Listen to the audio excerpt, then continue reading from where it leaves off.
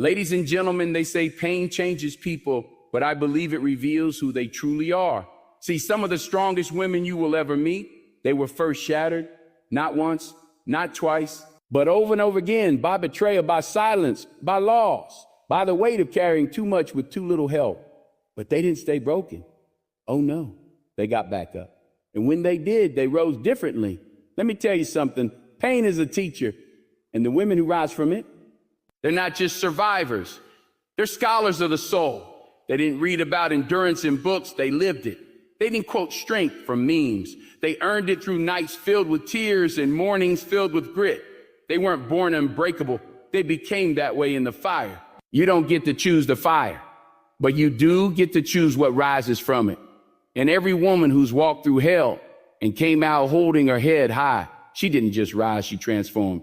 She didn't go back to who she was, because pain doesn't let you go back. It moves you forward into your calling. So if you're a woman who's been broken, burdened, overlooked, misunderstood, know this, you are not disqualified. You are being refined. That pain didn't come to destroy you. It came to birth your purpose.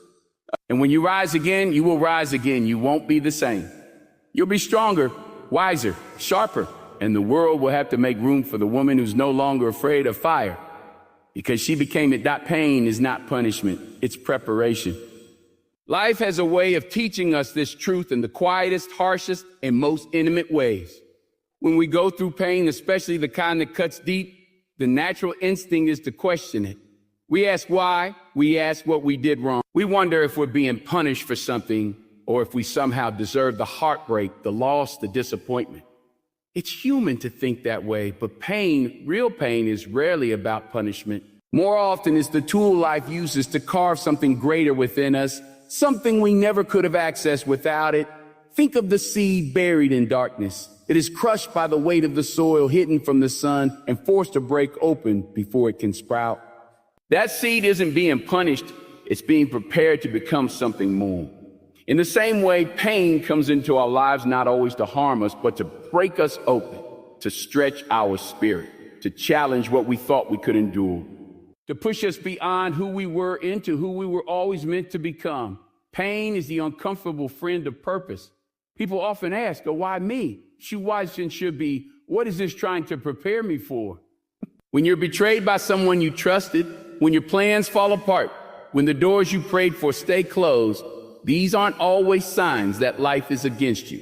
Sometimes they're signs that life is clearing the path for something else, something better. But before you receive it, you must be ready for it. And that readiness often comes through pain, not just physical pain, but emotional pain, spiritual pain, the kind that makes you question your value, your path, your voice. Yet even in that questioning, something powerful is happening. Pain humbles you. It strips you of illusions. It forces you to slow down and listen, to dig deep into places within yourself you normally avoid. And it's there in the silence of suffering that a new awareness begins to take root. You start to see life differently. You realize who truly stands with you. You discover the power of your own breath, your own resilience, your own heart still beating despite the weight it carries. That's not punishment, that's awakening. Some of the strongest, most compassionate, most powerful people in the world didn't get there by chance. They got there through pain, and not just once. They walked through storm after storm. They were shattered, bent, exhausted, and still found the courage to rise. Every setback prepared them. Every loss taught them. Every scar became a line in the map of their destiny. They didn't get bitter. They got better. They learned that preparation doesn't always look like progress. Sometimes it looks like stillness, like confusion, like things falling apart. But beneath the surface, something sacred is happening. Pain prepares us by making us aware. Aware of what matters. Aware of what's real. Aware of our own inner strength that was always there, just waiting to be called on. It pulls us out of autopilot and into presence, into gratitude, into focus. It gives us a new lens. You start to move differently when you survive something. You stop chasing validation and start seeking peace. You stop needing to be understood and start understanding yourself. That kind of maturity doesn't come from comfort. It comes from the refining fire of adversity. Think about the goldsmith. To purify gold, it must be melted by fire, not to destroy it, but to remove the impurities. The same is true for us. Pain reveals what no longer serves us. Our fears, our attachments, our self-doubt. It forces us to confront ourselves and decide who we really want to be. Not who the world expects us to be, but who we were created to be. That's the preparation. And it's not easy. It never is. But it's necessary. When you're in pain, it feels endless. But every storm has a season. And just because you can't see the end doesn't mean there isn't one. Pain is a process. And processes take time. But if you can hold on, if you can trust that the pressure isn't here to punish, but to push you, you'll come out of it changed, not weaker, stronger, not bitter, wiser. You'll walk differently, talk differently, lead differently, love differently, because pain made you more aware, more alive, more intentional. The woman who rises after being crushed is not the same woman who fell. She's more grounded. She's more discerning. She knows the cost of her healing, and she carries it with pride. She doesn't chase things that break her because pain taught her what she deserves. That's the gift in the preparation. You come out with clarity, with conviction, with a deep understanding of your own worth, and that's something no one can take away. It's hard to see it when you're in it, when the nights are long and the hope is thin. But looking back, many people say the pain was necessary. It was the catalyst, the wake-up call, the sacred shift. Without it, they would have stayed stuck, comfortable, unchanged. But pain moved them. It pushed them to grow, to stretch, to evolve. It revealed their strength and forced them to lean on a higher power, brought them to their knees, yes, but only so they could rise on a stronger foundation. Pain is a path to purpose, not in spite of what broke you, but because of it. The woman who knows pain knows power. She knows presence. She knows peace because she earned it. Through every breakdown, she was being built. Through every moment of silence, something was being spoken in her soul. Through every no, she was being aligned with a greater yes. The pain wasn't a detour. It was the preparation for the life she was meant to live. So no, pain is not punishment. It's not the universe targeting you. It's not a sign that you failed. It's a sign that something sacred is being formed in the dark, a deeper you, a wiser you, a more powerful you. One who isn't afraid of fire anymore because you've already walked through it and came out refined. Rock bottom can be holy ground. It doesn't feel like it when you're down there, when you've lost everything you thought you needed, when your confidence has evaporated, when your plans have failed, when your hands are empty and your heart is heavy. At rock bottom, the silence can be deafening, the loneliness thick, and the questions relentless. You wonder if anyone sees you, if anyone understands, if anything good can possibly come from this place. But in the rawness of that broken space, something sacred begins to stir. It's not obvious, it's not loud, but it's real. Because when everything else is stripped away, what's left is truth. At rock bottom, all the things you leaned on for identity, status, or comfort are gone. The masks fall off. The distractions disappear. The noise dies down. It's just you and whatever's real. And that's where the shift begins. Not in the noise of achievement or applause, but in the quiet corners of failure and grief. The ground you're standing on may feel like failure, but it's actually fertile. It's the starting point of something divine. You see, holy ground isn't always a mountaintop. Sometimes it's the valley, the pit, the place where you finally surrender, not out of weakness, but out of revelation. You realize you can't do it alone anymore. You realize what you were building wasn't meant to last. And in that realization, something new is born. People don't often talk about the beauty of bottom, but some of the most meaningful transformations happen there. Not when we're winning, but when we're broken. Because that's when we become teachable. That's when we stop pretending. That's when we start asking real questions. Rock bottom forces us to face ourselves unfiltered, unprotected. And as painful as that is, it's also powerful.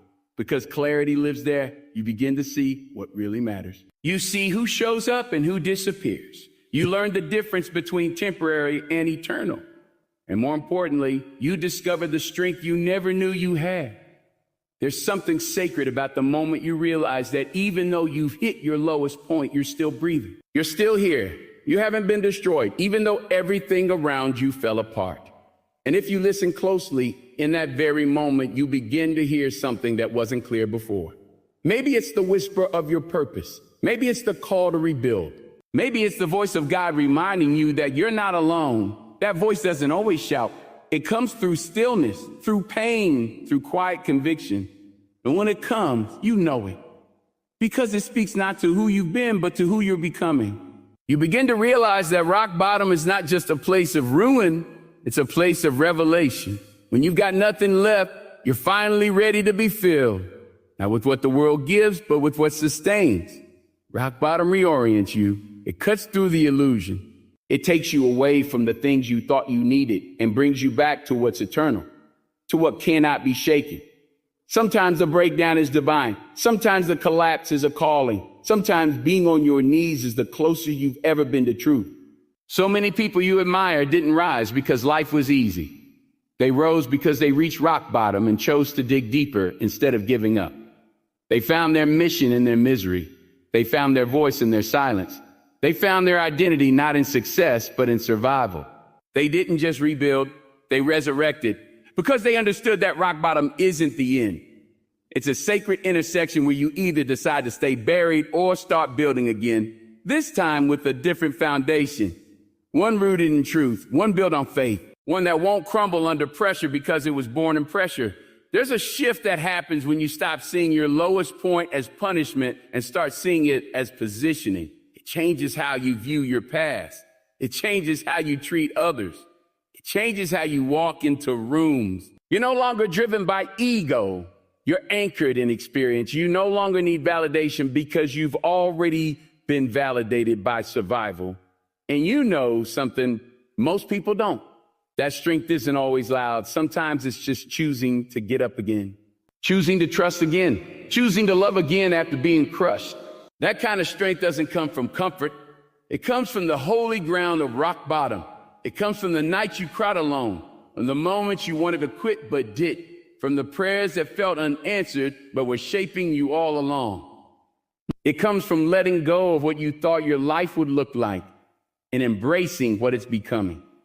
And what it's becoming is something more authentic, more powerful, more aligned with your purpose. When you stood at the edge of your own breaking, you no longer fear failure because you know that even at your lowest, there was still life, there was still hope, there was still a future. You become bolder, not because you're fearless, but because you've already faced your worst and found something sacred in it. You found a new sense of identity, one not built on titles or achievements, but on survival, on presence, on grace. You start to realize that rock bottom didn't ruin you. It revealed you. This is why we must stop running from pain and start asking what it's trying to teach us. We must stop labeling failure as defeat and begin to see it as divine redirection. When you hit the ground, you get to choose what kind of person you become from there. You can either become bitter or you can become wise. You can harden or you can heal. You can stay stuck or you can start over. And starting over from rock bottom is different because this time you know better. You've seen what breaks you. You've learned what builds you. You're not just motivated, you're anchored. That anchoring is what makes rock bottom whole. It's not just a location in your life. It's a place in your soul where something sacred is forged. It's where character is born, where faith is tested, where vision is restored. And once you've met yourself there, your real self, you never go back to pretending you've seen too much. You've lost too much. You've gained too much wisdom to ever settle for less than purpose. That's what makes rock bottom so powerful. It humbles you. It awakens you. It introduces you to a version of yourself that only pain could have revealed. And in that version, there's fire, there's clarity, there's calling. It's no longer about looking strong. It's about being strong, quietly, fully, fearless, because you've seen what it means to fall. And now you know what it means to rise. That purpose is forged in fire. Not in comfort, not in convenience, not in applause, but in the heat of adversity. The fire refines. The fire strips away what doesn't belong. The fire burns off what's false and exposes what's real. It's uncomfortable, yes. It hurts, yes.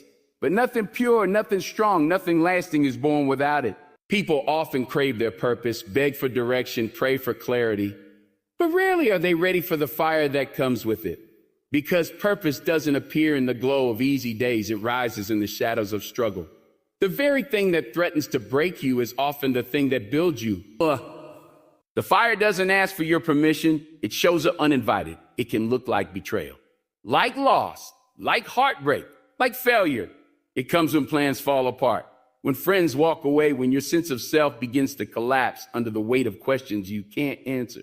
That's the fire. And in those moments, it feels unfair. You wonder why it's happening to you. You wonder if you're being punished. You wonder if you'll make it through. But purpose doesn't bloom in the shallow soil of easy. It takes root in the ashes of everything that once was. The truth is, we are all being shaped.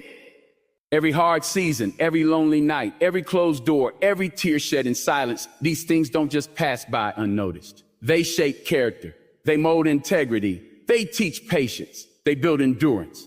That's what the fire does. It doesn't destroy, it prepares. It doesn't eliminate who you are.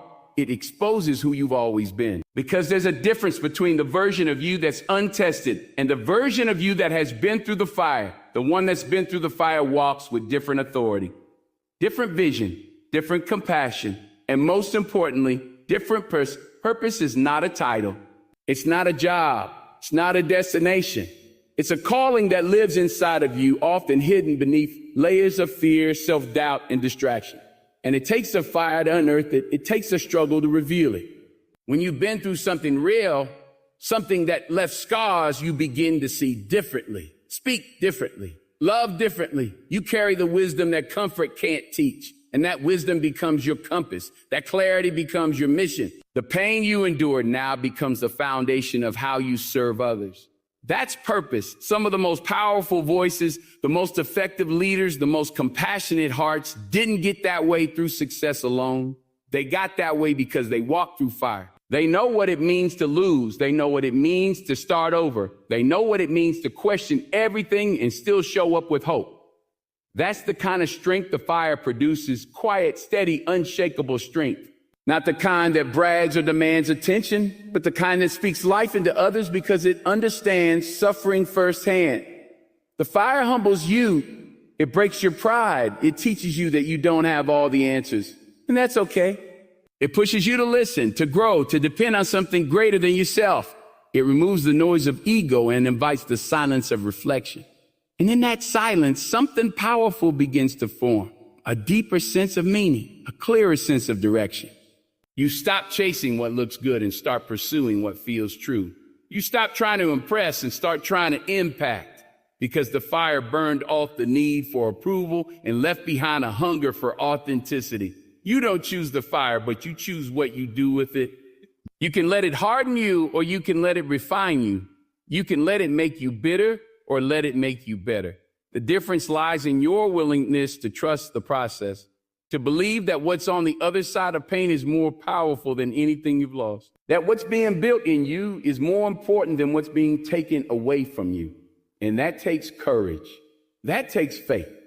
But most of all, that takes surrender. The kind of surrender that says, I don't understand this, but I trust it's shaping me for something greater. Every purpose-driven person has a story of fire, a story of a moment, or many moments when everything seemed to fall apart. And in that breaking, they were given a choice: quit or keep going. And the ones who kept going, they didn't just survive, they transformed. They rose from the ashes with eyes open and hearts full. They realized that purpose isn't about perfection. It's about passion born from pain. It's about showing up even when it hurts, speaking truth even when it's unpopular, giving even when you feel empty. That's what the fire teaches you.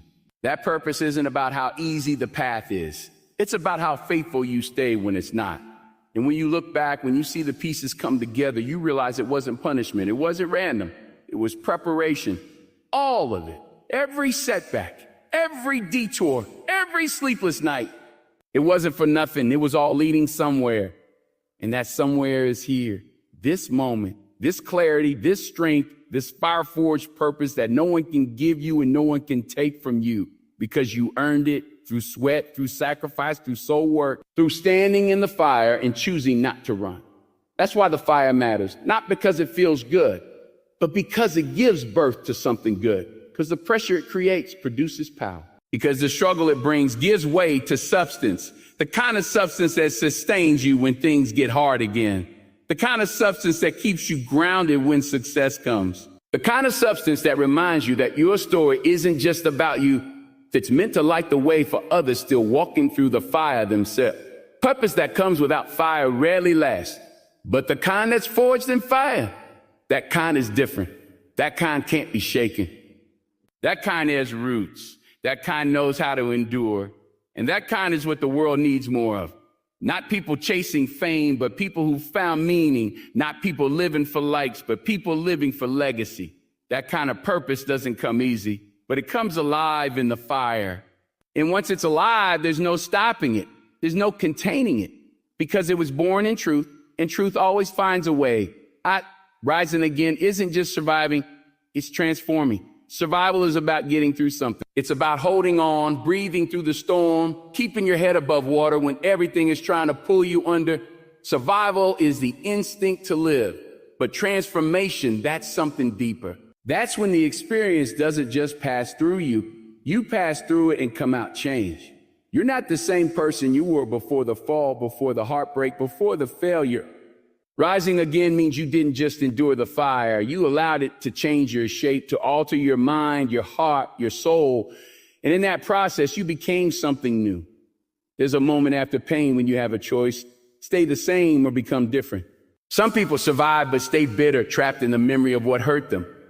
Others rise, not because they forget, but because they learn. They evolve. They allow the pain to become part of their story, not the whole story. They refuse to let suffering define them, but they don't ignore it either. No, they sit with it. They face it. They ask what it came to teach. That's transformation. That's when you realize that life didn't just happen to you. It happened for you to shape you into someone stronger, wiser, more compassionate. Transformation is a quiet revolution. It doesn't always announce itself with fireworks or grand gesture. Sometimes it looks like a woman waking up one more day when everything inside her is tired. Sometimes it looks like setting boundaries that used to terrify you. Sometimes it's walking away from what once defined you, even though you don't know what comes next. That's the kind of rising the world doesn't always see, but it's the kind that changes everything. Because when you've been broken and you choose not just to mend, but to grow, you step into a new level of power. When you rise transformed, you carry a different presence. You move with purpose. You speak with conviction. Not because you've never been knocked down, but because you have, and you stood back up with more than just scars.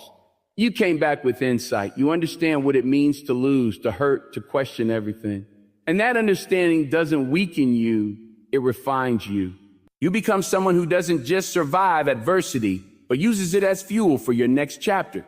You don't need to prove yourself anymore because the fire already proved you. Transformation means you no longer chase what broke you. You no longer settle for crumbs when you were made for more. You stop clinging to old versions of yourself that were built on fear and stop becoming who you were always meant to be. And that process, it's not easy. It requires courage. It requires honesty. It requires facing yourself in the mirror and asking hard questions. It means letting go of blame and embracing responsibility, not because it was your fault, but because healing is your choice. Transformation doesn't come by accident. It comes through intention, through surrender, through the willingness to stop pretending and start becoming. When you've risen from the ashes, you begin to look at others differently too. You carry more grace, more empathy. You're less quick to judge, more inclined to listen, because you know what it's like to walk through something silently, to break in places no one sees, to be strong for others while barely holding it together yourself. That kind of inner depth can't be taught in books. It comes from living, from falling and rising again, from turning pain into power and wounds into wisdom. The world often celebrates the comeback, but overlooks the transformation behind it. It praises the outcome, but ignores the inner work it took to get there. Rising again isn't just about returning to life. It's about returning to yourself. Sometimes for the first time, the self that isn't performing or proving, but simply existing with integrity. That's when you know you've transformed. When peace matters more than appearance. When authenticity matters more than acceptance. When purpose matters more than praise. Transformation shows in your silence, just in your speech. It's in the way you no longer react to the same triggers, in the way you choose softness when you could choose spite, in the way you walk away from chaos, not because you're weak, but because you finally know your worth. Survival kept you alive. Transformation taught you how to live. You begin to notice the beauty in small things. You cherish what's real. You attract different people, different energy. Because you've changed your frequency. You're no longer interested in surface level success. You crave depth. meaning, alignment, the kind of life that reflects who you truly are, not who the world told you to be. And the more you live in that truth, the more you realize that every part of your journey, even the dark parts, was shaping you for this. Rising again doesn't always look dramatic. Sometimes it's a slow, steady climb. Sometimes it's falling again and getting back up with just a little more grace. But make no mistake, each time you rise, a new version of you is born. One who's not afraid to take up space. One who knows that vulnerability isn't weakness. One who understands that the things that tried to destroy you also introduced you to your power. You become someone who not only walks through fire, but learns how to shine from within it.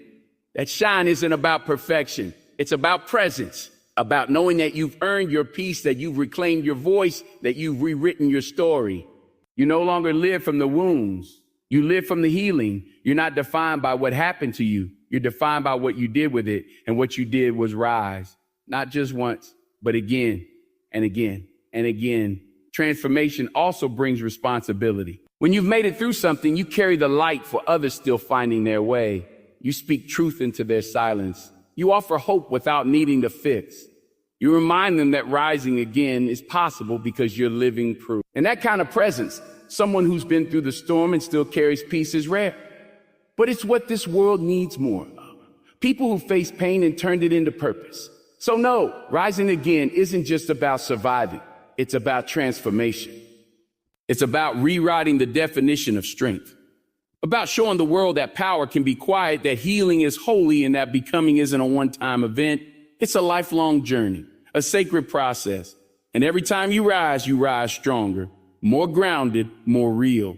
Not because the pain disappeared, but because you didn't let it stop you. You let it shape you. And in that shaping, you found something unshakable. You found you. So when we say it from pain to purpose, the women who rose again, we're not just talking about survival. We're honoring transformation. We're recognizing the women who didn't let the fire destroy them, but allowed it to refine them. We're speaking to the hearts that have been crushed, yet chose to rise, not as they were, but as something greater. This isn't about pretending pain didn't happen. It's about using that pain as a foundation for strength, clarity, and calling. Every scar tells a story. Every fall has purpose, and every rise is proof that your story isn't over. You are not what happened to you. You are what you became because of it. And that is the most powerful thing of all.